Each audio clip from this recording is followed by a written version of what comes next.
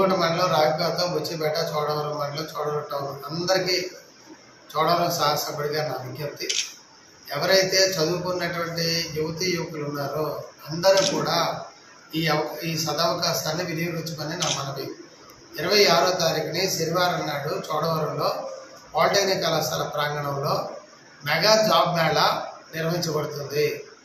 మన ప్రభుత్వం తరఫున ఉద్యోగ అవకాశాలు కల్పించడం కోసం ఆ రోజు అన్ని సదుపాయాలు అక్కడ కల్పిస్తాం.